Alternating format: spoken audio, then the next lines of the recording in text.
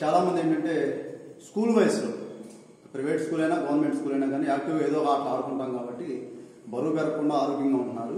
School అయిపోయిన తర్వాత residential కాలేజెస్లో కానీ ఇంటర్మీడియట్ తర్వాత ఇంజనీరింగ్ కానీ ఇంక వేరే కోర్సు ఏది జాయిన్ అయినా కానీ బరువు పెరిగిపోయిన తర్వాత ఒక గ్యాప్ మధ్యలో 7-8 సంవత్సరాల గ్యాప్ తర్వాత పొట్ట పెరిగిపోయింది, బరువు పెరిగిపోయింది, తగ్గాలని చెప్పి జిమ్కి వస్తున్నారు.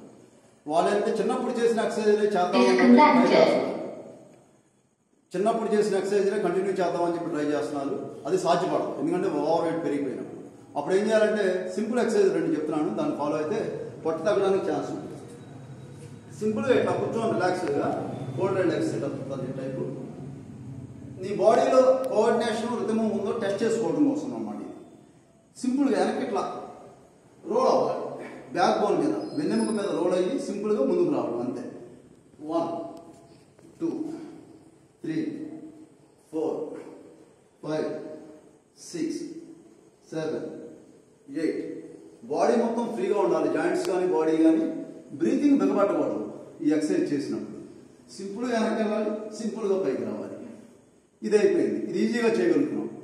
5 టైమ్స్ 5 10 కానీ 5 15 కానీ చేసుకోవాలి. తర్వాత ఇది ఈజీ అయిపోయిన తర్వాత నెక్స్ట్ 1 2 3 4 5 6 7 8 9 10 11 12. ఈజీగా కష్టపడి ఏది చేయదు. 5 చేయగలిగితే 5 రిపిటేషన్స్, 10 చేయగలిగితే 10, అట్లా 2-3 సెట్లు 5 సెట్లు లోడ్ నంబర్కి పెంచుకుంటూ వెళ్తూ ఉంటే 3 వీక్స్ నుంచి 1 మంత్ లోపు మనకి బాడీ కంట్రోల్లోకి వస్తుంది. అప్పుడు మనం చిన్నప్పుడు చేసిన కొంచెం కష్టతరమైన ఎక్సర్సైజులు చేస్తే బాగుంటుంది. ఈ ఎక్సర్సైజ్ చేయడం వల్ల కూడా అబ్డామిన్ మీద పడద్దు, మీకు అబ్డామిన్ మీద, కోర్ మీద, ఈ సైడ్స్ మీద పడి సన్నబడడానికి ఛాన్స్ ఉంటుంది. Thank you.